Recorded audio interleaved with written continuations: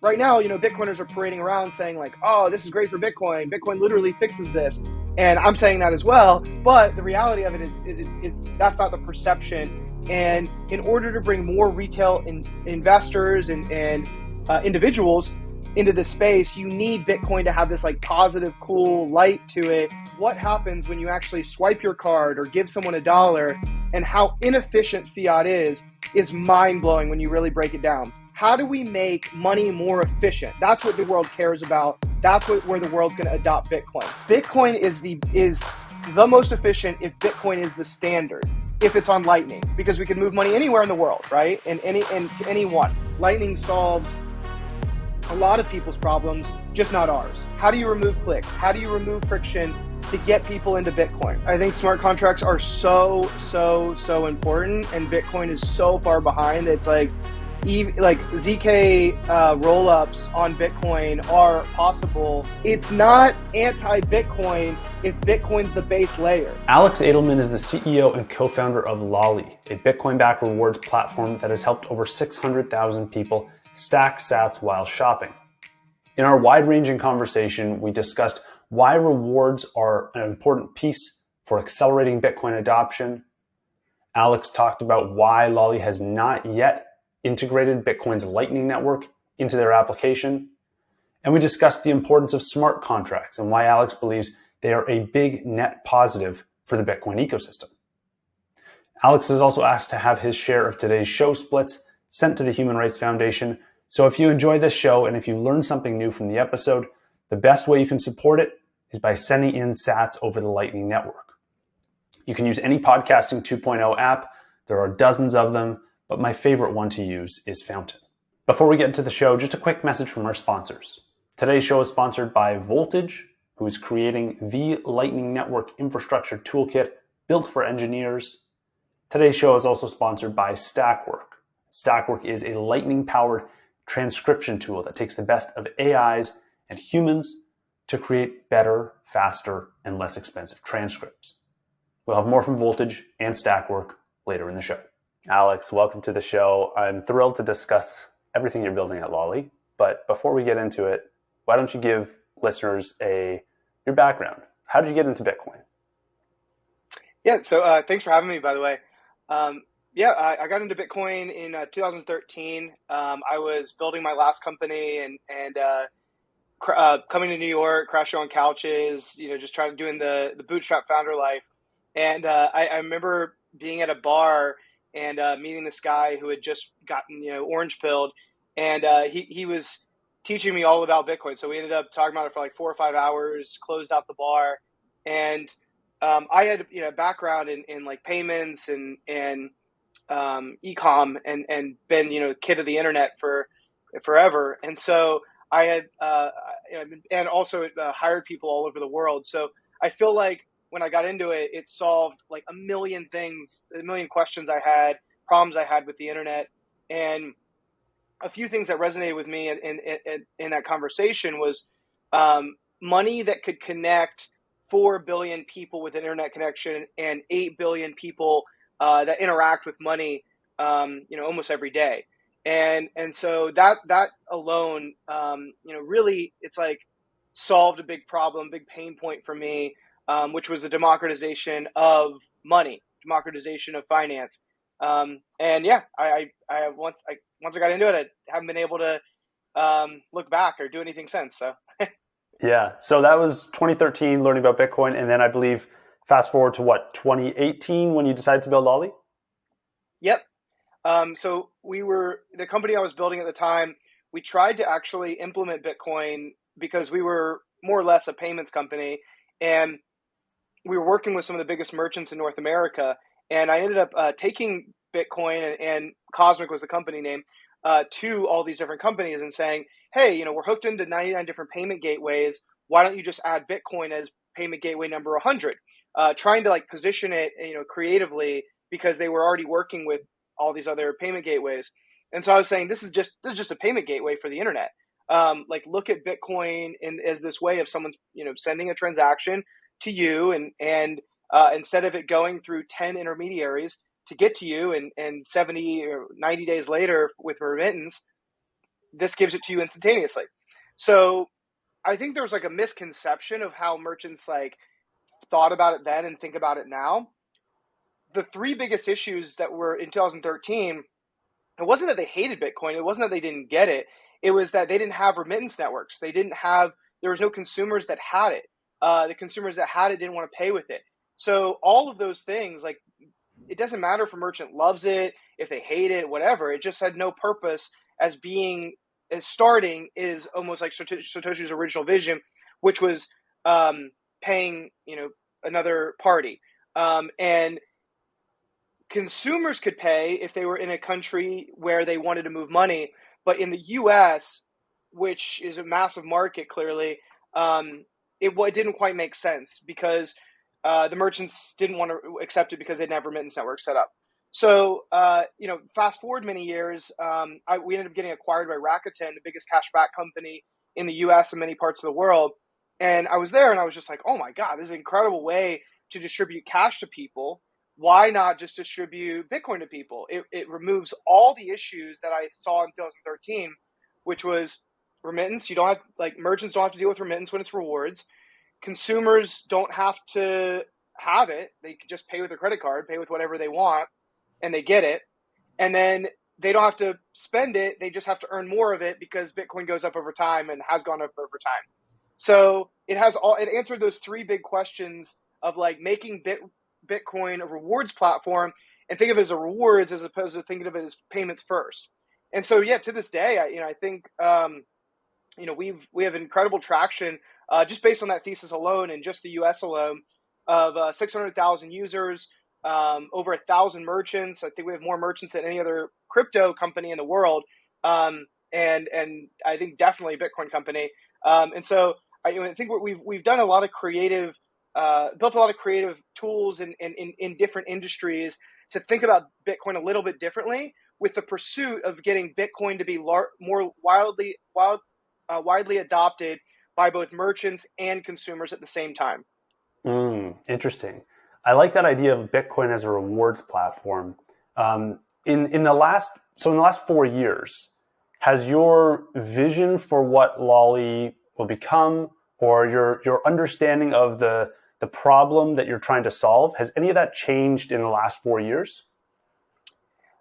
And it's not to brag, but I feel like I've been pretty right about the industry. I think that, there, even back then, there was talks about like Lightning and the potential, and I believe the future of Lightning.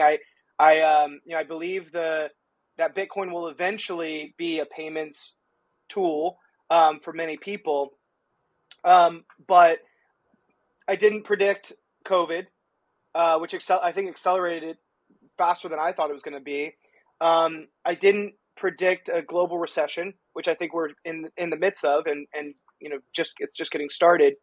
And so I think there's a few things that I didn't predict that were sort of external factors of like, we built Lolli to be really good in a recession, and we thought maybe over the course of the lifetime of a company, 10 plus years, there would be a recession, because there really hasn't been a moment in history when 20 years have gone by and there hasn't been some form of recession, right? So we were like, there probably will be some form of a recession, and we know that cashback and rewards do really, really well during recessions because people want to save money. So I was like, if we can time it right and build this company during this time and almost like invite a recession or have a recession happen by some form or another, just by natural occurring things, then maybe it would happen. And then COVID happens, and we're like, oh my God, this is arguably like the perfect storm for Bitcoin. You're going to have inflation. You're going to have people want Bitcoin because they may or may not trust their government. And there's plenty of bad things, clearly, that happened from COVID. But for Bitcoin, I think it'll be a pretty big accelerant when we look back 10 years from now at what it sort of forced us to solve. Moving money all around the world, not relying on government as much as we were, giving people the ability to accept money from anywhere and move money all over. Like, we're these like global citizens now, but we can't pay each other globally, or we couldn't before Bitcoin. So I think there's a lot of things there that I didn't predict on more of like the macro side, or predicted loosely. But I think Bitcoin has like done exactly what I thought it was going to do. I think, even though I'm a big, Bitcoin rationalist, Bitcoin believer, I have a lot of criticisms of Bitcoin, but those criticisms have been pushed into a Bitcoin product because I think that Bitcoin at its core isn't solving those problems fast enough, in my opinion. And so we need creative products that work around it in its limitations of today so that it gets pushed forward to the future that we want tomorrow. That's really interesting.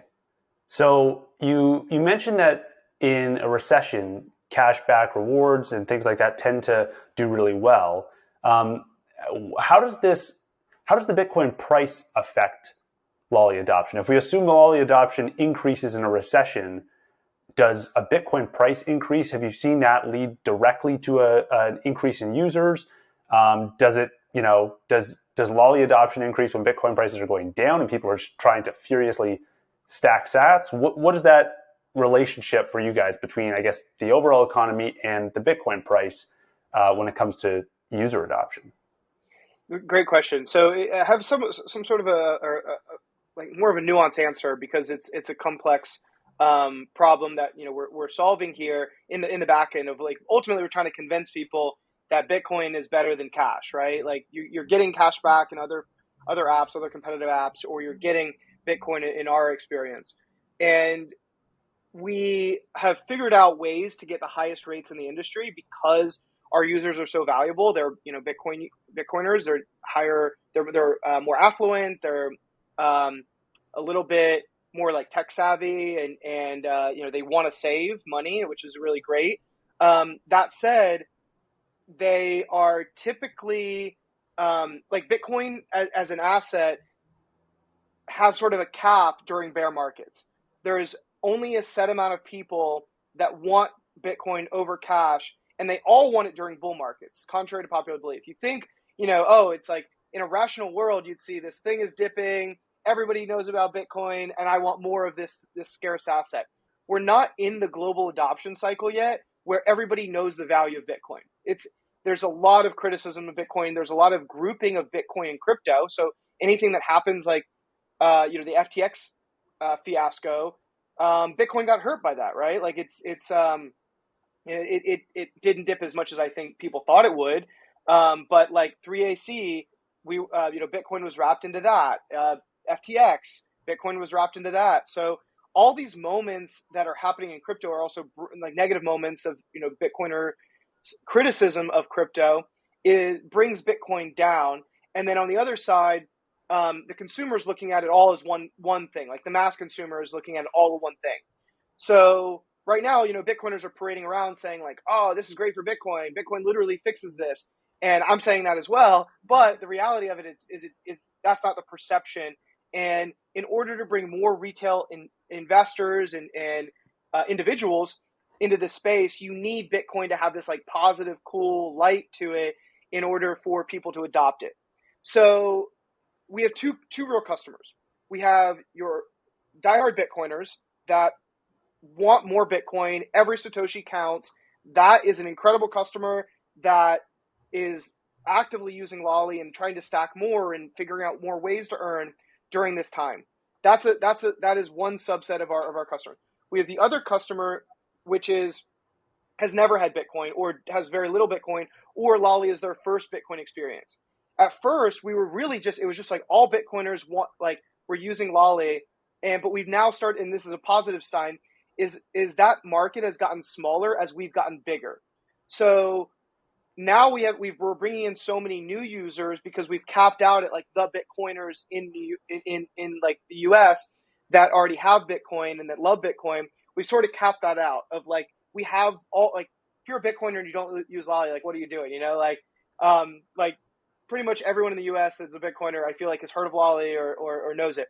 We're now focused on bringing on new people. So I look at it as like every Bitcoiner's sister, brother, mom, dad, friend is kind of the category we're going into now. And those people knew that like Kevin has Bitcoin, but they might not care about Bitcoin. And so they're a little bit more wavering on price. So for them, as Bitcoin's crashing, they don't care as much about Bitcoin. And we have to do more to educate them. And it's hard. Like convincing somebody that Bitcoin has more value than cash is a very, very difficult task. So we've gotten creative about how to teach them that. Part of it is being a cashback application. So messaging more things like cashback, where you happen to be able to earn Bitcoin. It's more like savings focus and cashback focus and merchant focus. So like today we launched Dunkin', a partnership with Dunkin'. Everybody knows Dunkin'. Everybody wants rewards at Dunkin'. Like why not? So if you can go earn with Dunkin', that's going to be the center of our focus in our marketing. You just so happen to be earning Bitcoin and now you can earn cash as well. And so giving people that choice of what they're going to earn, I would rather that they earn cash back in our ecosystem if they don't want Bitcoin, because next time, Bitcoin has like a catalyst moment, or next time Bitcoin doubles, I can go say, hey, that $5 that you earned from Dunkin', it would have been $10. That's what gets them. If they have been earning that $5 somewhere else, I have to go reacquire them. I have to go acquire them in some other capacity. And so we take this like longer term approach that I think most Bitcoin companies and crypto companies can't and don't, which is like, let's go build a great relationship with these customers and earn them money, make them money in any way that they want. And over time, because we're a Bitcoin first company, we're going to keep educating them as long as that's a captive audience that's earning and using Lolli. Yeah, that makes a lot of sense. So over time, as you mentioned, you educate these users and you teach them about Bitcoin. When you think about Bitcoin adoption 10 years from now, how do you think we get from where we are today to 10 years? Like, what does that path look like for the industry? How do we get to the point where we can get billions of people on board? I'd love to hear your thoughts on just the next kind of like phase of Bitcoin adoption. Yeah. So full circle. I actually can't share too much about what you and I worked on a few years ago, but I guess I don't want to spill the beans because it's still in the works, honestly. But if you're, I don't want to share too much, but I'll share like very high level. So for the audience, Kevin and I met in the context of we're working on a few projects together of like, how do we bring Bitcoin to the masses? And one of the things that we worked on together, and I can't say the title of it, but it was basically what were all the inefficiencies of fiat money and trying to identify those and the full cycle of like, where does your dollar go? Because one of my biggest learnings from the last like 11 years is like, just being in the world of payments is how inefficient fiat money is. And most people just look at it as like, I have a dollar, I give that dollar to, McDonald's, and McDonald's magically turns it into something and like fries and service and everything. The reality of what happens when you actually swipe your card or give someone a dollar and how inefficient fiat is mind blowing when you really break it down. And so Kevin and I, without sharing any more and sort of like as a future excitement, because we'll release it soon, like 3 years later, funny enough, is this idea that like, how do we make money more efficient? That's what the world cares about. That's where the world's going to adopt Bitcoin. Bitcoin is the most efficient if Bitcoin is the standard, if it's on Lightning, if certain things happen, because we can move money anywhere in the world, right? And to anyone. Right now, you have to give someone has to have this like suspension of belief to believe that a money that is highly volatile is a better money than the money that they know today. And how do you convince somebody that's in the US that this money that's down from 69K down to 16K is better than the money that they have that's only inflating 7%, right? So fiat could be hyper inefficient, but it's not dropping 90% or 80% or whatever, crypto has done over the last, few months, if we're looking and being honest with ourselves. So what my big thesis is, and I know this is a controversial opinion amongst Bitcoiners, but I just call it like I see it, and I try to find truth where it exists, is stablecoins. I think stablecoins are going to be the necessary evil that we have to have in order to show the world that crypto is a better medium of exchange, first and foremost, and then it's a better segue into a Bitcoin standard, a Bitcoin future. And so you have to show people that crypto, which it is a more efficient medium of exchange. So you can move money anywhere in the world with stable coins. You don't have a macro payments problem. You can move $1 billion. You could move 1 cent. So it solves the macro and the micro problem. It solves the volatility problem because in a perfect world, it's 1-to-1 pegged to the dollar that you know. And so you can run an entire decentralized system in the back end of any app, and they can all communicate with each other through stable coins without ever touching any other currency. And that is extremely powerful. You can do swaps, FX swaps, right? Like there's so many applications that exist when you start to play a stable coin future. Now, there's a lot of things that we need from that. We need to know that it's 1-to-1. We need it to be decentralized. We can't have wallets being blacklisted like they are on Tether. Like there's lots of innovation that has to happen in order for stablecoins to be adopted and to take off. But I believe stablecoins will be ultimately, I think we'll look back 10, 20, 30 years from now, and stablecoins will be the conduit for bringing crypto to the masses and ultimately bring Bitcoin to the masses, because it's an easier switch to go from a stable coin into Bitcoin than it is to go from a stable from cash to Bitcoin. And so part of technology is shortening the time frame to get from one place to another. It's fewer clicks, fewer friction, less friction, right? And most people don't think about that every day. I like obsess about that. I think about it literally every day. How do you remove clicks? How do you remove friction to get people into Bitcoin, to get people into Lightning, to get people into anything, right? Mm-hmm. And so that's the problem with Bitcoin. It's too hard to get. It's too difficult. You have to do so many mental leaps to get to it if you're being honest with it.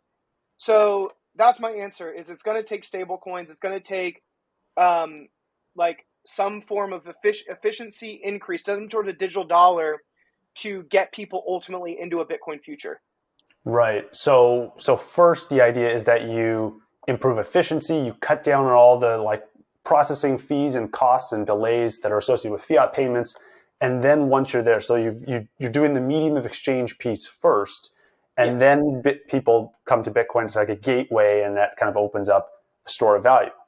But Yeah. see, now that's interesting that you say that, because that there's another argument to be made for the opposite. I think this was Vijay Boyapati, and in one of his writing, he outlines the path that money has taken to get to adoption, starting with a store of value and then going to a medium of exchange, then a unit of account, or actually starting as a collectible first and then to store value, medium of exchange. So I'm curious to know what you think about can these two ideas coexist? Where They absolutely will. Okay. Yeah. So I look at it from like a few different lenses. I speak about it through like first and second world countries. Third world countries should hypothetically just use Bitcoin, right? Like Bitcoin on Lightning for them. Like I look at it as like if you zoom out, like really far out to look at like a macro picture of the world and the financial system. Every currency, so Bitcoin, like I think when I first got into the space, was like the 100th most volatile currency in the world. If you looked at it as like a forex, right? And a lot of people don't look at forex and Bitcoin being intermingled, but I do. So it's like if you looked at every currency in the world, the top 100 currencies, Bitcoin, when I first got into it, I think, and like back in the day, it was around like 100. I remember that being like when I was developing my own personal thesis, I was like, how does Bitcoin fare against every other currency in the world? That's ultimately the job to be done. And so the example I use is like the Grim Reaper meme, if you've ever seen that, where it's like the Grim Reaper is like a bunch of doors and like all these currencies are each door, and so every single time that it's less volatile and goes up, it knocks down a door. It goes on to the next currency, the next currency, next currency. The last time I looked, Bitcoin was a top 20 least volatile currency. which is incredible, right? In a 6-7 year time frame, 8-year time frame, it went from 100 to top 20. Now, important caveat, the only currencies that really matter are like the top 10, and those control the entire world. And really, the entire world is really still on the US dollar. And so you could argue really there's one currency that matters, and it's the US dollar. But if we look at like 8 billion people, and you thought of what is the best currency for each individual, and you believe in a self-sovereignty, self-sovereign world, you could backtrack and say the people that are in third world countries that have no control of their monetary policy are taxed by the U.S. in an abstracted form. By the time that value gets to them, from the time that we printed a dollar, by the time it gets to them, is so abstracted and so diluted that them being reliant on the U.S. dollar is completely inefficient. And if they could just go get Bitcoin is way more important and way more valuable to them because it removes the need of a central party. And so for them, they should hypothetically either have a US dollar stablecoin or Bitcoin in a perfect world. Right. Now, we could bring in, like another interesting thing if we want to go there is like many of them adopted Ethereum in this last wave because NFTs, because free to play, because gaming. And so there's an interesting, development happening in Ethereum where Ethereum solved the store value and the medium exchange problem in one go with NFTs. And so Bitcoiners missed that wave. And I have a lot of, like I said, a lot of criticisms of like, the Bitcoin space. And that's why I fight for it so hard. Cause like, I want more out of it. I think Bitcoin's the best money in the world. But when you look around at like, who's doing a better job? Ethereum is doing a way better job as a community in so many ways. And they had a massive leap over the last cycle to get real users, wallets, and non-custodial wallets, which is, the goal of Bitcoiners, right? The last I checked, NFTs passed, NFT wallets passed the live Bitcoin wallets. Which I thought was fascinating. I just looked that up the other day. I was like, let me see if that's accurate. And it was. So I would love to see that in real time. And I was just piecing together a bunch of different data points, but it looks like NFTs were pretty important in the grand scheme of things of creating stores of value, enabling creators with international commerce, and creating a medium of exchange of saying people want to pay with this thing called Ethereum. Like, interesting. Pretty impressive. It's still day one. Like Bitcoin, is still winning, but it's interesting developments going on there. So now, if you were unilaterally in charge of Bitcoin's marketing strategy, if you could kind of like pull the strings on the industry and just say like, here's what we need to be working on. I know this is just a hypothetical because of course no one has that power, but what would be your focus if you were in charge of like trying to get more Bitcoin adoption from the rest of the industry? What would you be saying to everyone else? Here's what we got to do. Smart contracts. I think smart contracts are so important, and Bitcoin is so far behind. It's like even like ZK rollups on Bitcoin are possible from the research that we've seen so far. And so I think that like ZK rollups on Bitcoin would allow for smart contracts of any type to occur. And Bitcoin, the way I understand it, is Bitcoin Core cannot do it right today, but it could do it through a soft fork. So, I don't think that Bitcoin is going to do a hard fork for smart contracts. I just don't think that there's the appetite to do that. But the fact that we could do it through a soft fork, basically like Taproot, I think if there was enough of people to do it on the marketing side, you can't have it just be a fungible asset. You need a non-fungible component to it. And if you look at like the ways of adoption and what people actually want out of these chains, you need to have a stable coin attached to Bitcoin if you want Bitcoin to be the standard. You need non-fungible assets to be attached to Bitcoin as a fungible asset if you want people to pay for things in a digital environment.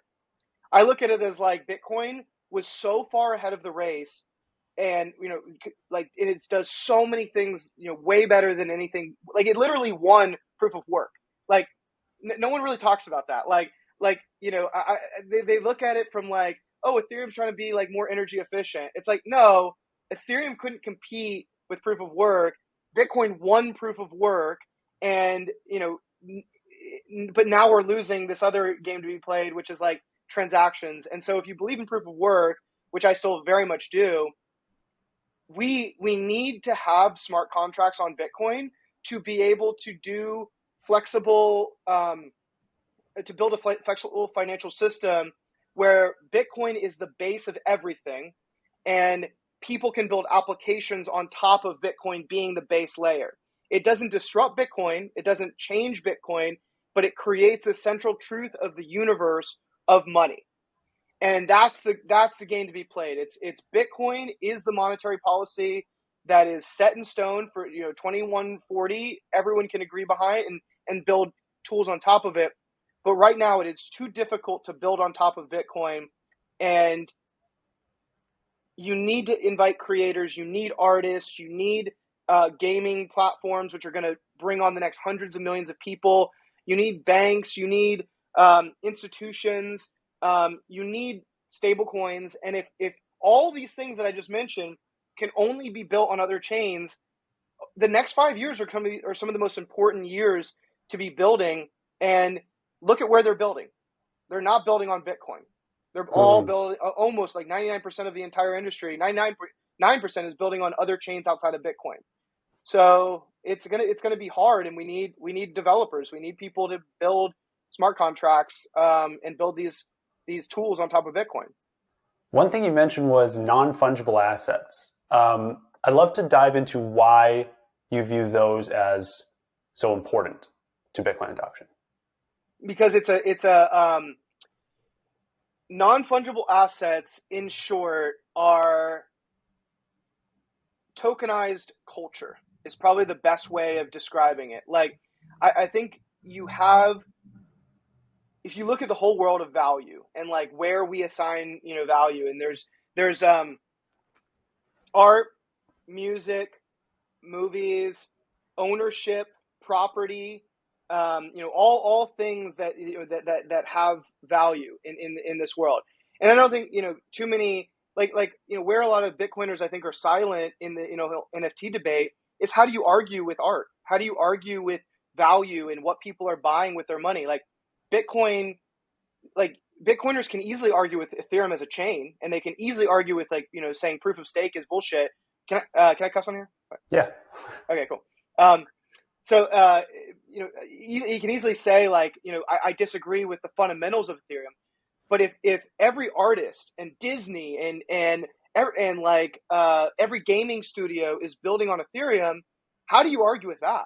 How do you argue with the consumer saying I want a Murakami?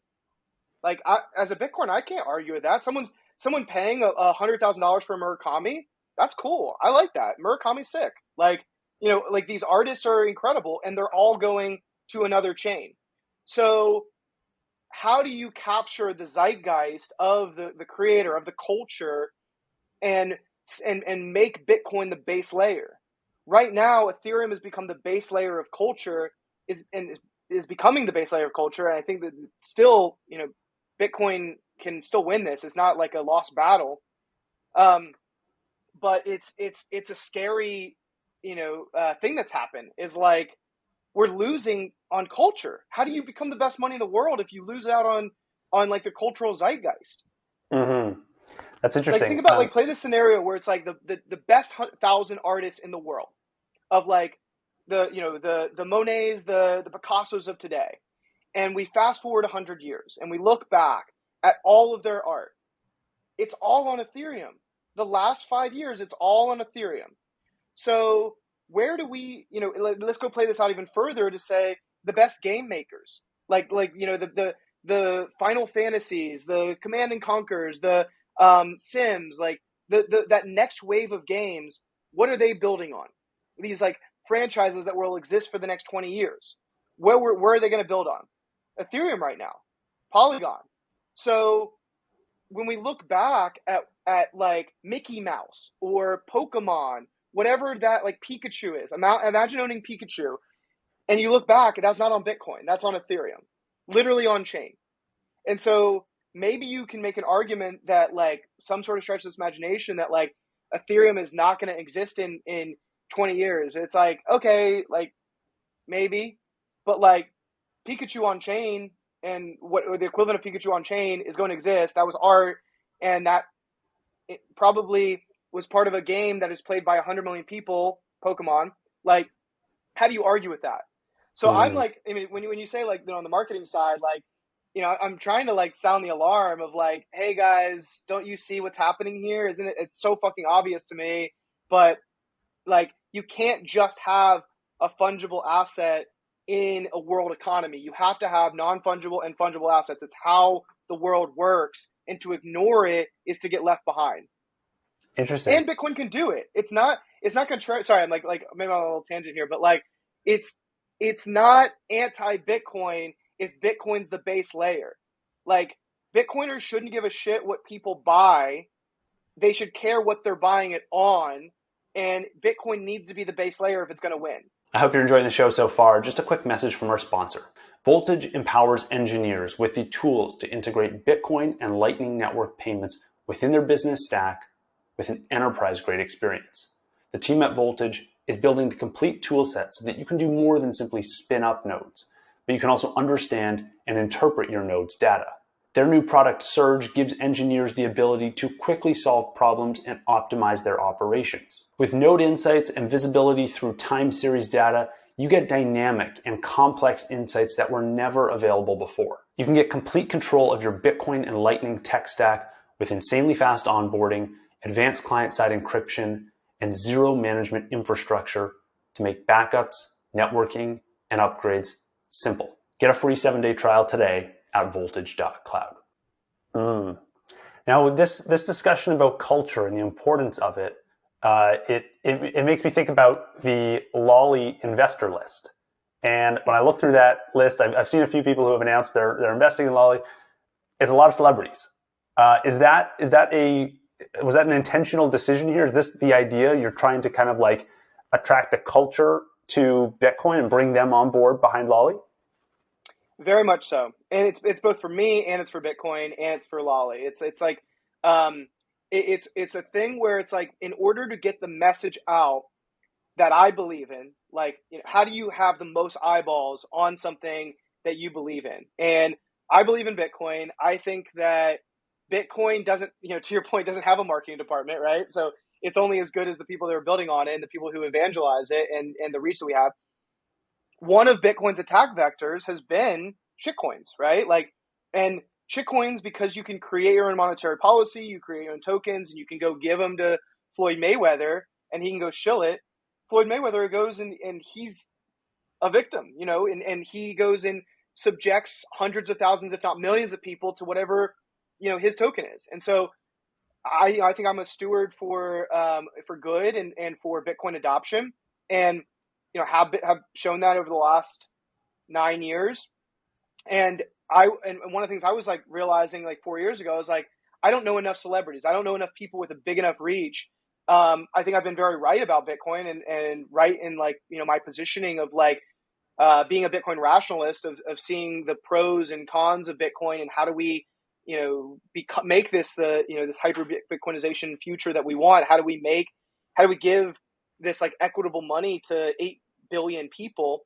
And so I looked at like my own network, and I was like, I don't have a big enough reach. I want to reach 1 billion people, and I don't have the people to go do it. And so my big initiative was like, I'm going to go become friends with all of these people that have hundreds of millions of followers, and then that's going to help Lolli spread the word about Lolli, and it's going to help Bitcoin, and ultimately it's going to help the celebrity too, because think about it from their perspective. No one from Bitcoin is coming to them, or prior to me and maybe a few others, was coming to them and saying, hey, I'm gonna teach you about Bitcoin. Everyone's coming to them being like, I'm gonna come teach you about this like shitcoin X, shitcoin Y, shitcoin Z, and I'm gonna go give you $50 million. They don't care. Prior, they didn't care about Bitcoin. They didn't care about shitcoin. They were just like, this currency is giving me $50 million. This currency is giving me nothing. What am I going to do? They're rational, they're rational business people. They're going to take the one that's giving them $50 million, and they don't necessarily going to ask all the questions. They're treating it like a brand deal. I'm coming to them saying, look, I'm going to help you. I'm going to teach you about the fundamentals of this space. I'm going to help you not get fined by the SEC. And, if you stick with Bitcoin, it's long-term good for you and your brand. And we're going to be a Bitcoin first company, and we're going to, help you with that.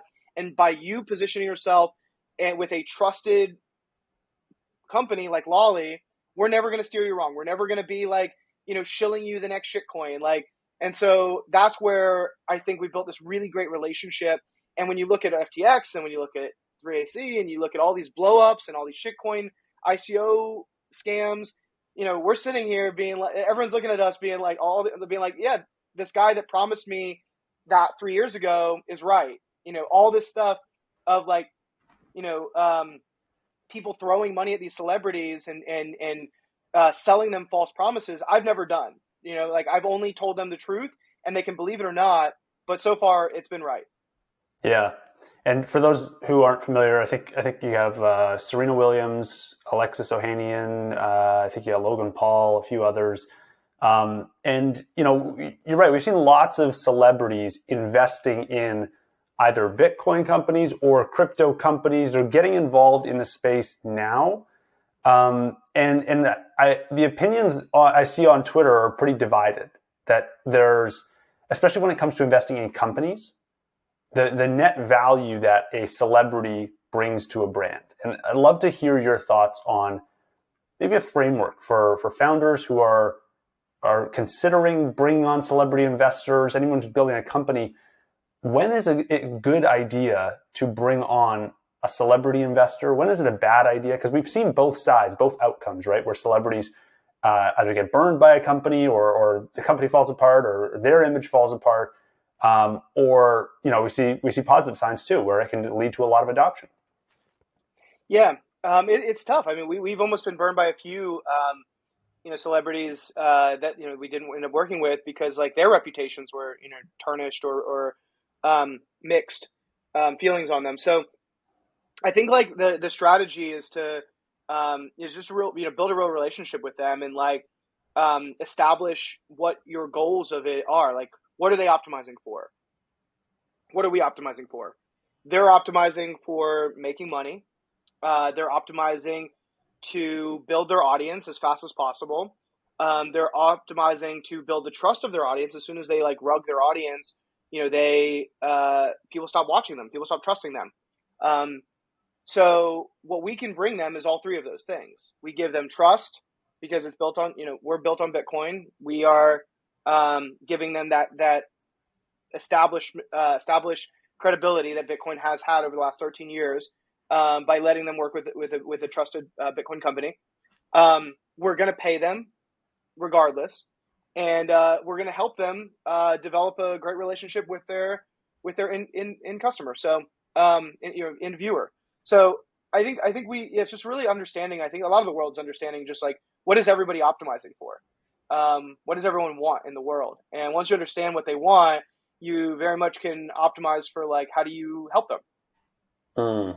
So I think we help them and they help us. Very symbiotic relationship. Yeah, I'd love to explore the ways in which they help you. Like how do you channel that influence that someone has into Bitcoin and Lolli adoption?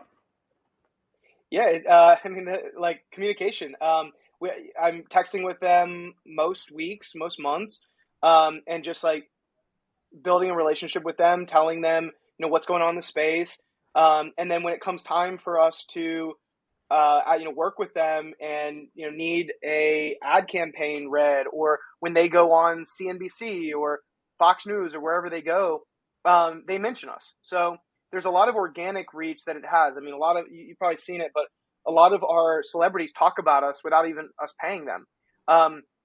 One thing is like they're proud. Like they're proud, like in these blowups, they're proud to work with a Bitcoin company. They're not working with some crypto company that's like scamming everybody. They're working with a company that's literally giving people free Bitcoin, right? So it almost makes them look good to talk about us. So I think it's building a relationship with them and knowing when to ask them for things. And then, yeah, I mean, we pay them money to, when they do dedicated ad reads or dedicated features or sponsorships and stuff like that. So, yeah, I think it really just like who's their audience and how do you tap into it. And yeah, so far it's worked for us. Nice. Now I want to switch gears a little bit and dive into the Lightning Network. And because you have a few competitors in the space who have integrated the Lightning Network. Lolli has not integrated the Lightning Network to date.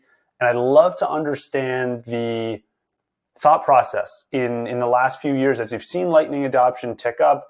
What are the reasons behind the decision to not integrate Lightning today? So the technical reason is it doesn't solve any of our problems. It doesn't really solve any problems for the consumer, for our user. In reality, like there's people who are like the idea of it, and they're like, oh, it'd be cool to, accept it for the novelty of it, but it actually doesn't solve their problem.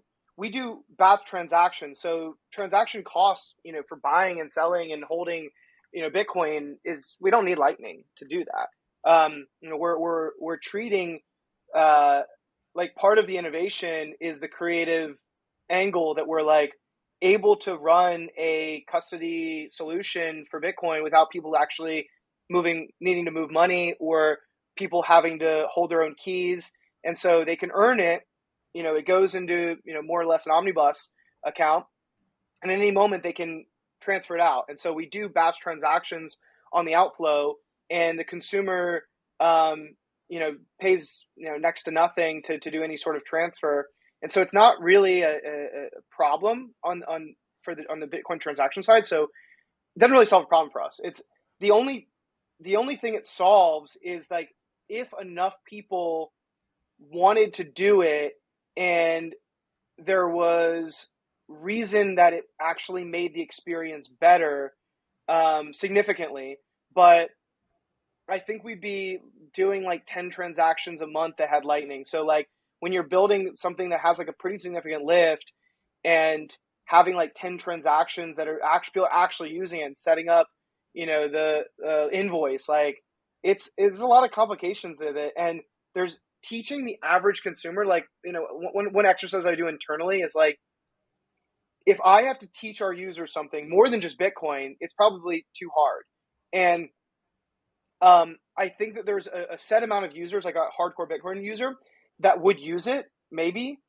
But like, I actually think that the more important job to be done is that more people can get Bitcoin and get Lolli and just have it and see it, like, and see it go up and down. And that's more important. And so when I look at it as like dedication of resources, I just think Bitcoin's in its infancy in its current state. Like, people don't know how to set up liquidity in Lightning. People don't know how to set up invoices. Like, it's not that easy if you really think about it. Like, you could maybe say, hey, go use Moon Wallet and it figures out some of it, but then it's like not really using Lightning. It's like you're not really using invoices. It's sort of this, it's a great experience, but it's custodial. So it's like, what's the point? It's like, why would somebody not use our custodial, but use their custodial? It's just custodial to custodial. So you're not really solving a lot of problems with like Lightning as it is today. That said, giant caveat, Lightning solves a lot of people's problems, just not ours. So I'm extremely bullish Lightning. I think it's incredible. And kind of going back to what I was saying earlier about smart contracts, I think that Lightning is very much necessary to exist in order to get to a future that proves out that we can do more creative things and more flexible, like turn Bitcoin into a more flexible payment system with Lightning. So I think Lightning is one of the most important things going on in Bitcoin right now, and it's incredibly important that people use it, but it doesn't solve our problems of moving money. It doesn't solve, like we kind of already solved it with rewards. Mm-hmm. That makes sense. And you're right. There's a lot of complexity that still has to be worked out. So just to recap, if I guess the areas in which Lightning could add value to Lolli are either if users decide that they really want it, which they haven't to date, or B, if I guess if mempool gets so clogged up, transaction fees get so high that you run into problems there. But both those haven't happened, so therefore the value prop for Lightning today at Lolli is low. Is that the idea? 100% correct. Like, like during the last run up, like it was kind of funny. It was like a good reason why we couldn't be on ETH. You couldn't send transactions on layer one for less than like $200. So, unless you did it like super like long period of time, but it's like, and maybe that's the answer, but we don't have to send transactions in like a short period of time. Rewards are such that like someone requests a reward, we put in the reward, and then it's sent, and it can be on a very long period of time. So we're not it's not instantaneous. Like the nice thing about rewards is it can be like over a period of time, and people just need to get their Bitcoin, right? So I think that like we don't have the same problems that Bitcoin as payments has. Bitcoin as payments, if I'm going to go pay a merchant with like it needs to get there right then. I'm not going to sit there for an hour, at a grocery store in San Salvador or whatever, like waiting for my money to go through. Like payments is very different. Rewards, like you put in a request and we'll send it to you. You'll get it. Like we never It's had not an as issue with. important that it arrives within a second. It can be an hour. It doesn't really matter as much. Yeah. So I think the answer to your question is like if the mempool ever gets too full that we have Ethereum like clogging, then it would be an issue. It'd probably be something like that's what we would have to build it sooner than later, but we haven't had that yet. So yeah. Now on the side of users requesting Lightning and the fact that it hasn't happened yet and is still a complex thing, are there any features or changes that you think Lightning products, Lightning teams can implement today to change the way that users think about Lightning and to reduce that complexity that you see today? I think Moon Wallet is like a good example of removing the complexity where it's still, more or less. Is it? How do people talk about it? It's people say it's pure There's custodial, right? debates all over Twitter and all over Stacker News about it, but yeah, I think they've referred to themselves as a non-custodial Lightning wallet. Oh, really? I think that's how they refer to themselves. I've heard conflicting views, and I'm honestly not up to speed on the full discourse going on, but there are people have raised concerns about it. Okay, that's the concerns I've heard like behind closed doors and stuff like that from people I trust. And yeah, I try not to get into the Twitter back and forth and stuff too much, but I think Moon Wallet like has done a really incredible job of making things easy, and I think we need more experiences like that make Lightning easy and teach people how to basically go down a simpler path so they learn what's happening, and then they can go deeper down the rabbit hole with like setting up invoices and everything like that. But like invoices, it's not going to solve the Satoshi's original vision, right? Like no one's going to set up an invoice every single time they're going to try to accept a payment. It's just like you need something to be way simpler. You need something to feel like I'm swiping a card, like I'm doing this thing.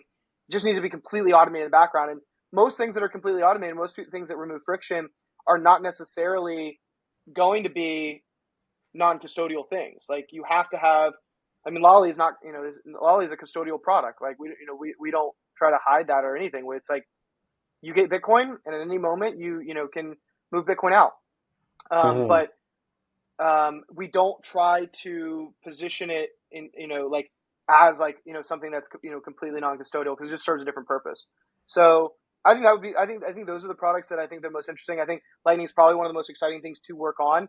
I think that building smart contracts is going to be the most important thing over the next couple of years that people could work on. So like, yeah, I think there's I think those are probably most interesting things. Yeah. Have you had a chance to look into Lightning addresses or the unified QR code setup that Cash App is integrated? Um, are either of those interesting to you if you've had a chance to look at them? I haven't had a chance to look at those. I looked at their Web 5 deck a few months ago when they released that. It was really interesting, but no, I hadn't. Can you tell me more about it? So, like a Lightning address, for example, is I can set this up. I set it up on all these YouTube videos I have for this podcast, and it lets someone just type in as if it was an email address and send Sats from any Lightning wallet. And then the unified QR code with Cash App is, I believe, you can send and receive Bitcoin or Lightning Bitcoin using this QR code, and so it doesn't matter what That's layer incredible. you're operating on.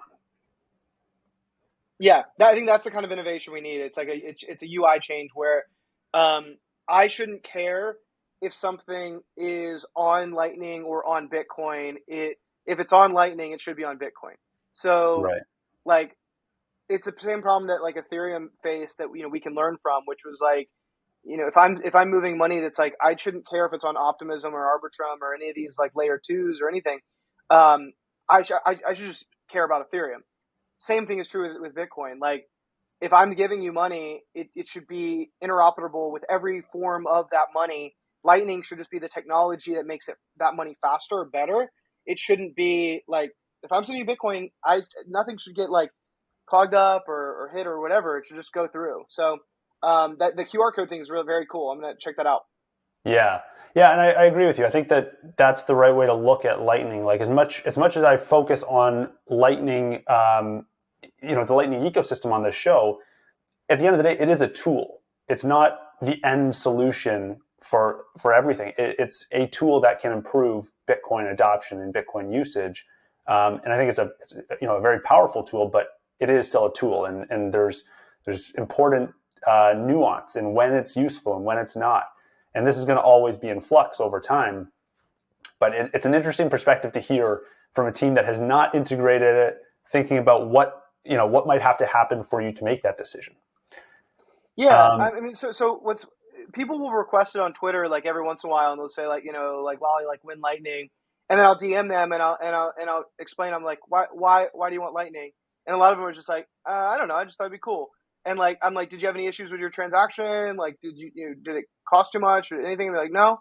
So that's like how it happens mostly, and so that's why I'm like, all right, like I feel like a few people would use it as a novelty, but most technology shouldn't just be used for novelty. It should be used for how do you like for Bitcoin at least. How do you bring it to the masses? Does it solve a problem? Like what I care about, I don't care about 5 more users using Lightning. That's not my job. My job is to bring like 100 million people into Bitcoin. So someone else can figure out how to bring 5 more users into Lightning. I'm going to go figure out how to bring 100 million people into Bitcoin, and that's my job to be done. mhm.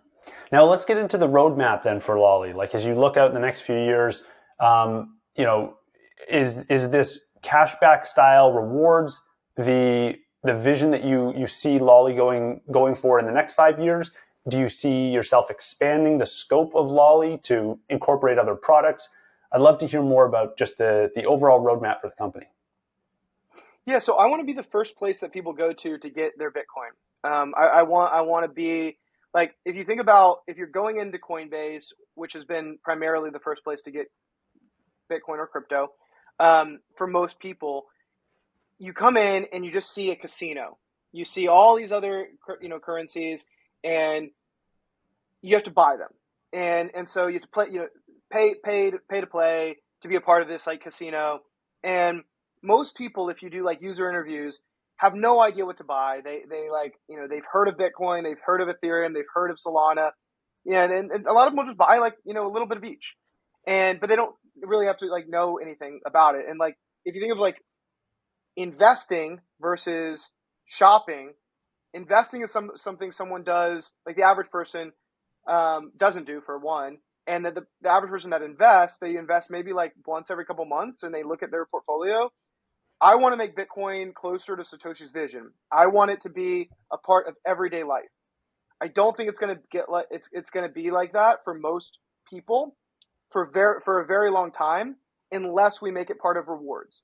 The beautiful thing about rewards is it's taking Bitcoin and making it a part of every transaction, not in Satoshi's original vision, but in making it a part of everyday life.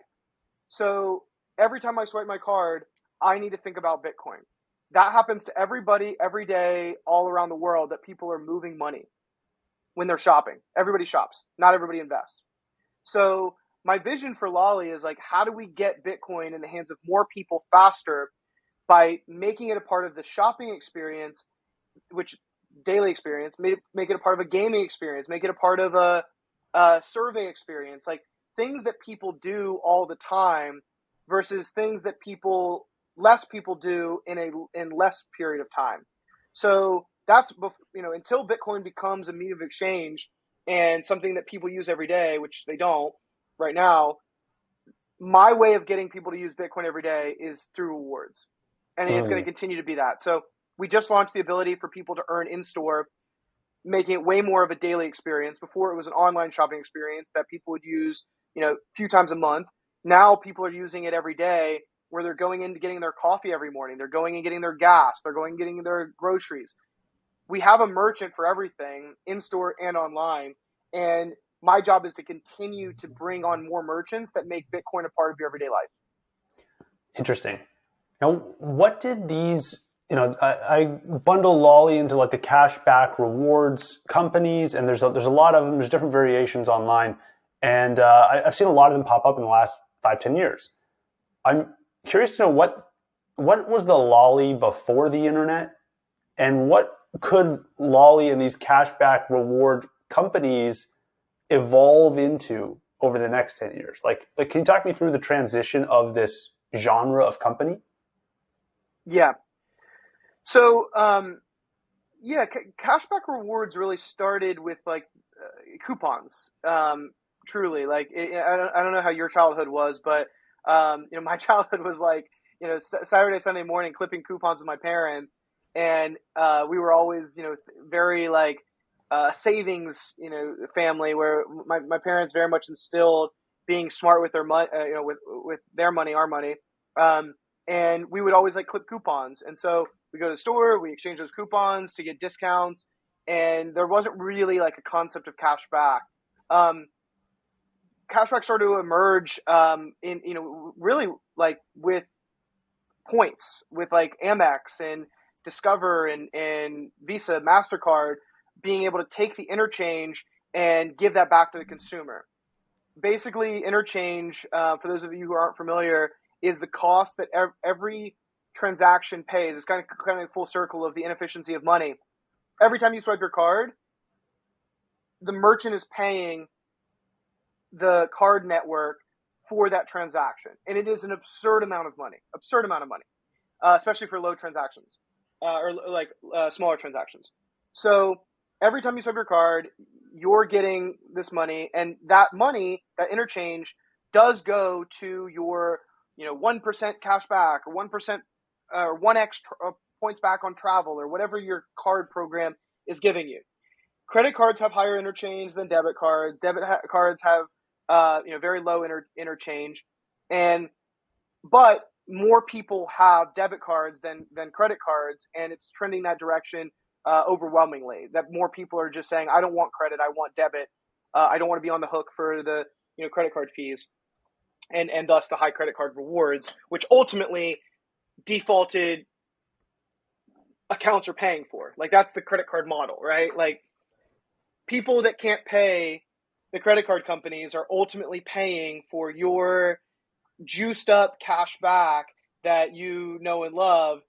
It comes from the people who can't pay their credit cards. So kind of the dark truth of the where your rewards come from, and like what that actually is. So it's built up on a system of credit and debt is what points and most points and cashback programs are built on.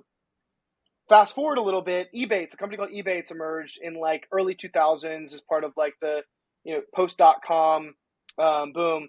And it struggled for many years. It actually struggled up until after the recession, interesting enough. So new CEO comes in, his name's Kevin Johnson, and he is looking at the space and he's like, oh my God, this has so much potential. It's so cool. But 2008, what did it look like? It was like Paris Hilton and opulence was like sort of the vibe of 2008. Everybody was like in debt up to their eyeballs, with their home, with their car, with their purses, like all this, it was like mass consumerism. And he came in and was like, oh my God, this app would be incredible, or the website at the time would be an incredible way to actually save people money. And so he comes out and comes in as CEO. And then like 6 months after he becomes CEO, the financial crisis hits. And they scaled back a lot of their operations because they got scared. The board got scared, because they were like, everything's people were spending less. They grew like crazy over those next few years, because they focused on saving people money. And people went from wanting to be like Paris Hilton to wanting to save money. And saving became cool, like at the time, to save more money. So fast forward a little bit, Honey was launched in 2013, I believe, 2014. And I was building a company, a buy button technology, the first dynamic buy button. And we were trying to power all these companies. We were trying to power rewards companies. We're trying to power merchants. We're trying to power the social media sites, video sites, everywhere, to do this connective tissue of payments and commerce for people to buy and sell anywhere. And we're looking at like Honey and Rakuten and Retail Me Not and all these coupon sites, Slick Deals, and all these coupon sites out there, and being like, this is an incredible place to actually give people the ability to buy and sell. And so I met Ryan and George at Honey, met the whole industry, and sort of felt like where we would fit in, and saw this incredible path where I was like, Honey took this experience of Rakuten, experience of Retail Me Not, of bringing coupons to you. It said, wherever you are, Honey will pop up and it'll say, I'm going to save you 10%.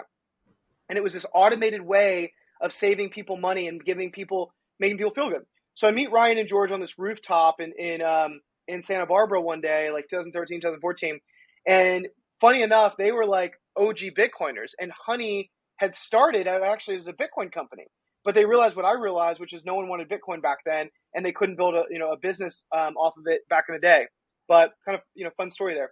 So I end up talking with them about what it would look like to give Honey users the ability to pay anywhere with Cosmix Technology, my last company, and save money instantaneously wherever they were.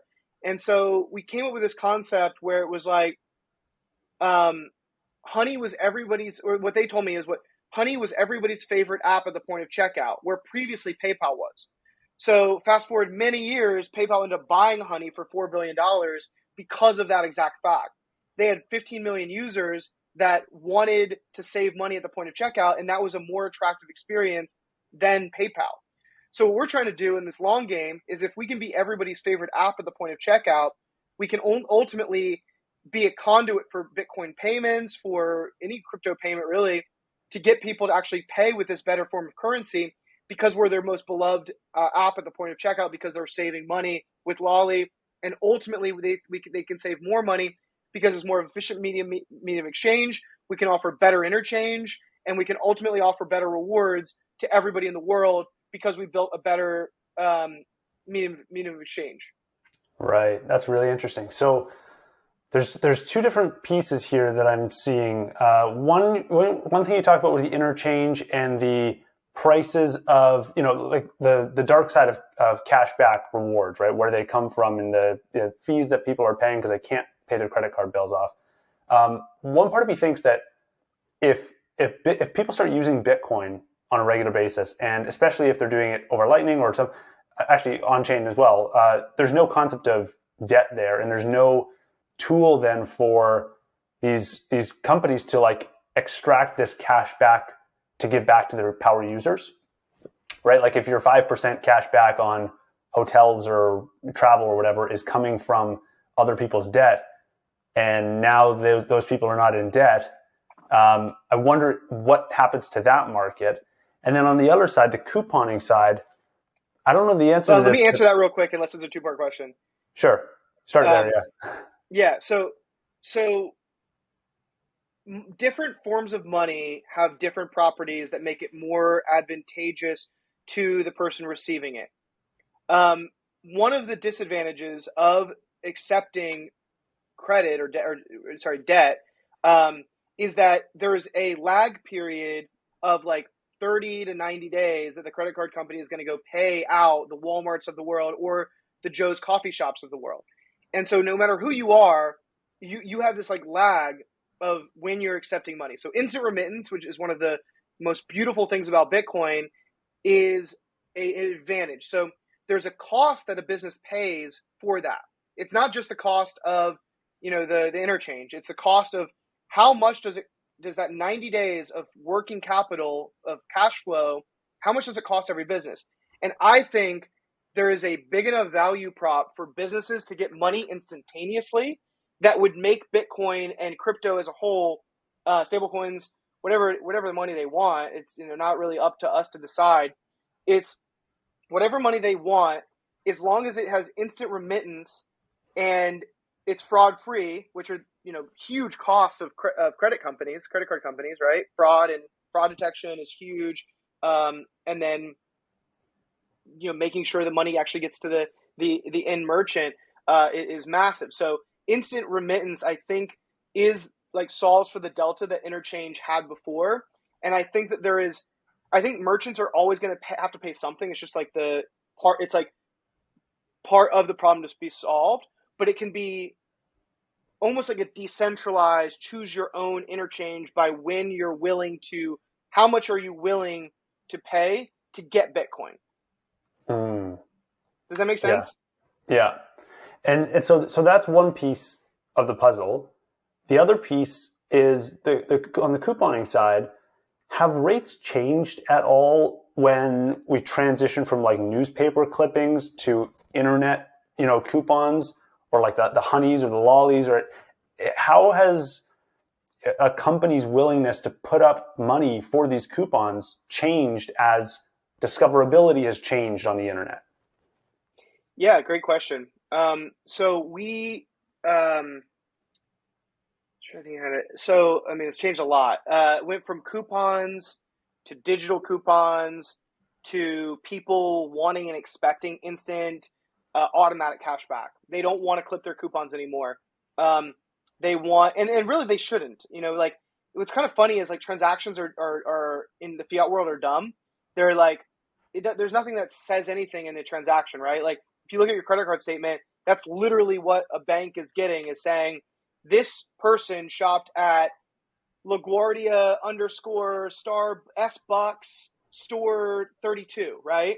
And so like that's a dumb transaction. There's nothing you can do with it. It's not like you have to like interpret what that like literal 32 characters is and says. That is absurd. Like think about like what's happening in Bitcoin doesn't really do this. So talk about Ethereum for a second. Ethereum, you can send somebody something and then get an NFT back, like an entire asset that has pixels and like comes with a file, like on-chain files. That's pretty incredible. Like, like I'm just calling out truths here. Not sure I sound like ETH maxi, but like it's really incredible if you think about what you can do with a smart contract. And this is, part of my campaign to Bitcoiners, let's build smart contracts, is like, look at all the cool things you can do. If you can make a smart transaction, the amount of things that you can do is like limitless of private transactions, right? Like how do we make private transaction on Bitcoin? Smart contracts. Like that, like if I want a private transaction, if I want no rewards and I want all my transactions to be private, I don't care about rewards, I just want to move money privately, I should be able to opt in for that. That would be an intelligent transaction, right? That would be saying like, I'm going to do a tornado swap, or I'm going to be, I'm going to do a ZK rollup that has, private pool or whatever it is.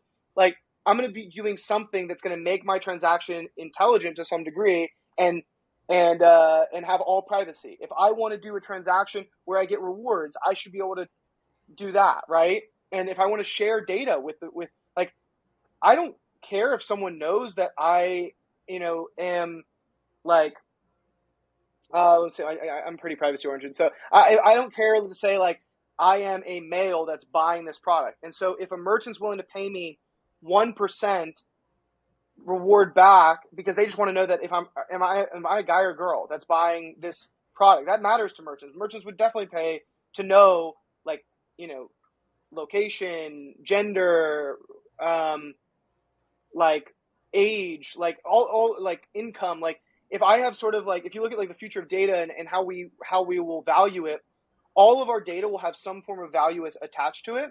And I would hypothetically be able to get smart transactions where I pay something to get something. So if I'm willing to share something so I can earn 5% on all my spend because I'm willing to share that I'm like a male living in New York and then I should be able to opt into that. Like that's, if you believe in freedom and supply and demand and free markets, like that's what free market's demanding right now. Merchants want to Yeah. pay for it. Yeah, and So that's a really cool use case, I think, and especially that it's opt-in. I think that can really transform the way advertising is done on the internet, and it gives people the ability, as you said, to earn Bitcoin for providing yeah, that. let's talk about that real quick because you asked about the evolution of the space and the elephant in the room that we haven't talked about is like Facebook and Google. Facebook and Google essentially have like a 30 or 40%, something for some businesses, 60%, 70% tax on the entire space. If you want to acquire a customer, you have to pay Google 30, 40% to acquire that customer because they're the only channels to go buy them from.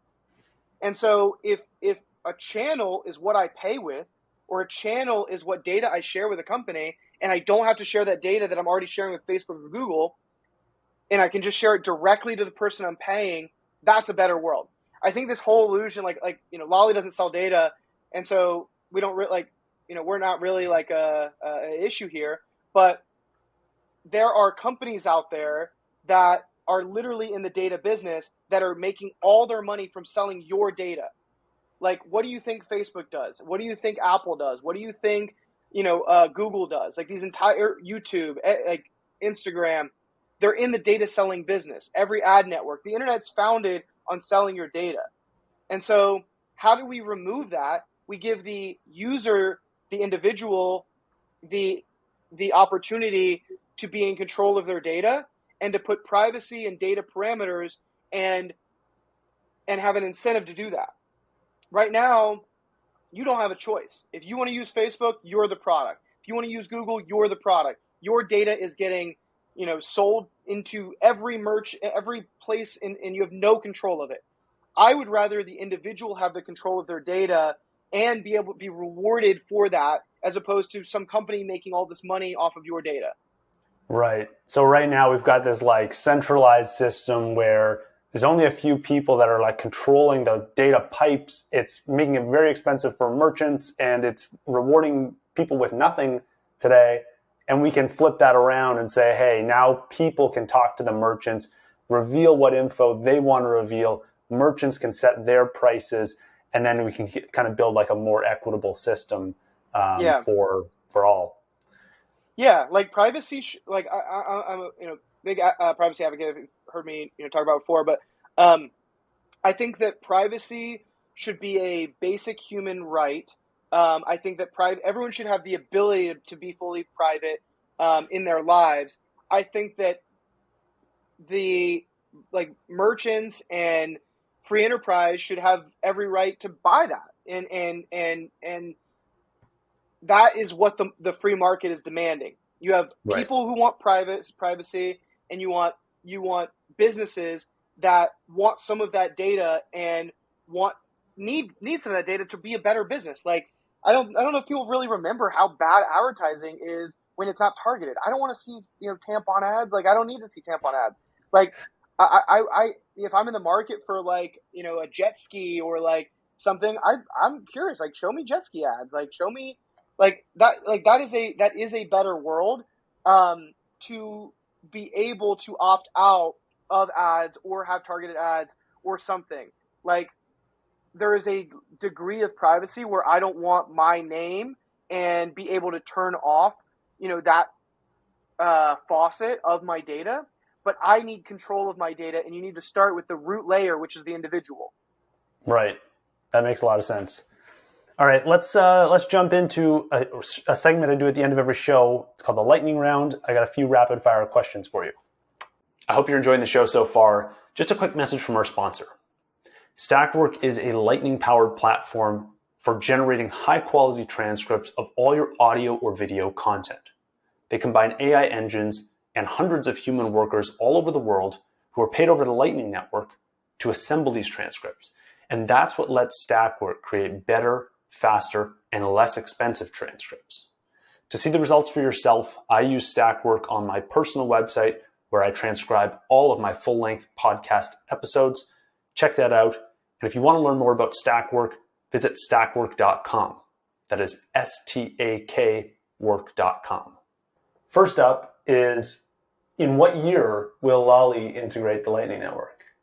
I would say let's say 2023. Okay. I don't think it's too far off, but I just don't think it's just when you look at all the features we have that to bring Bitcoin to millions of people, I think it's pretty far down the list. Yeah. How many people hold Bitcoin today? As a whole? In the world, yeah. How many people do you think? Last I checked, 25 million active wallets, that would be considered users of Bitcoin, individuals, was the last I checked. I think that the total number was 75 to 90. Okay. What is it? I don't know the actual number. I'm just curious to hear your guess on how many people, how many human beings today, not addresses, just actual humans own Bitcoin today. Oh, okay. With all the exchanges and everything, I would say actual people who own Bitcoin or have bought it at some point, it's probably 90 to 100, maybe somewhere in that range. But people who are actually using Bitcoin on chain, I think is a known number. I think it was 25 million. Right.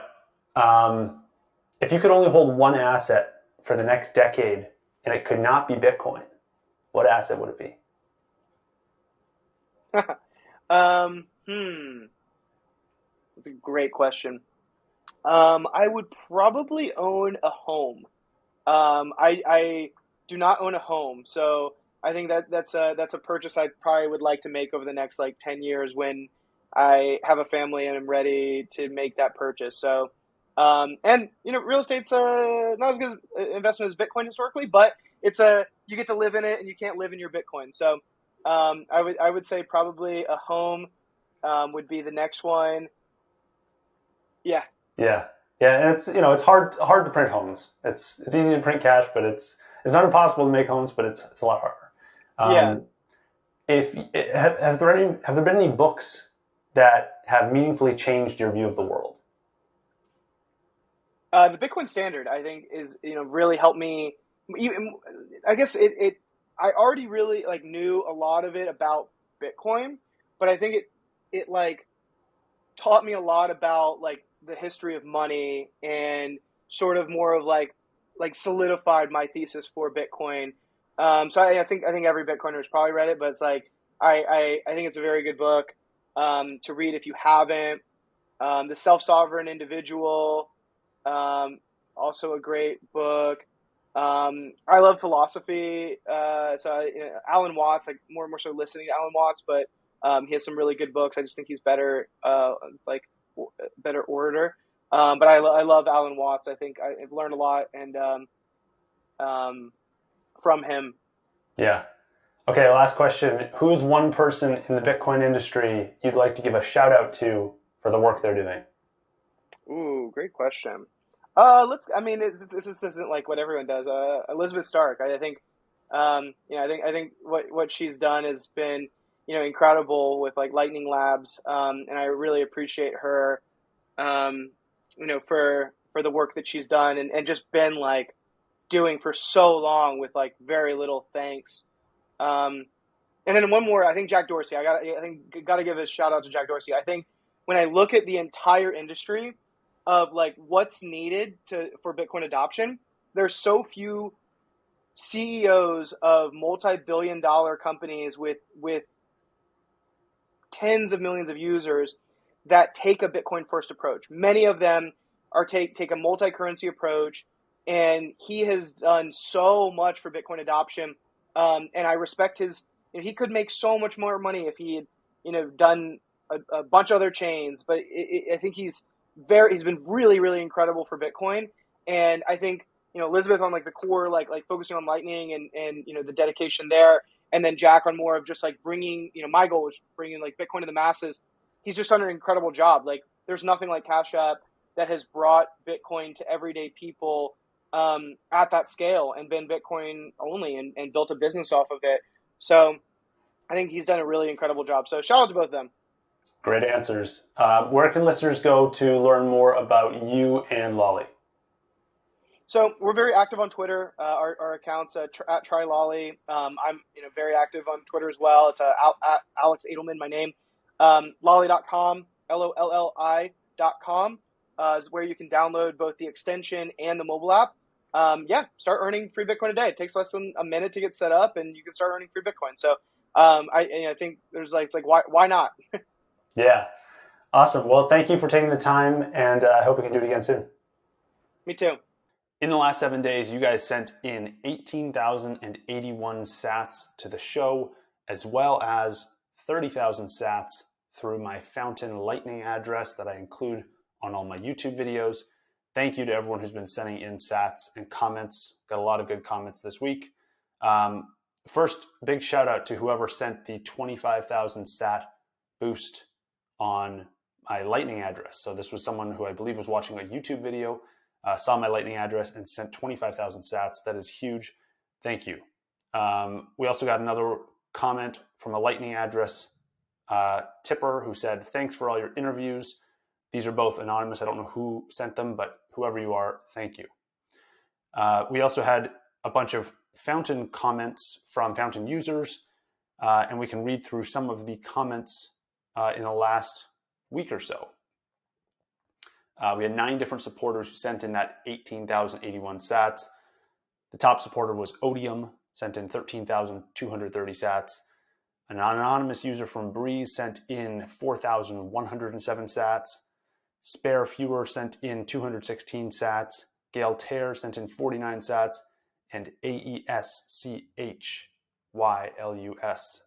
not sure how to pronounce that, sent in 44 sats.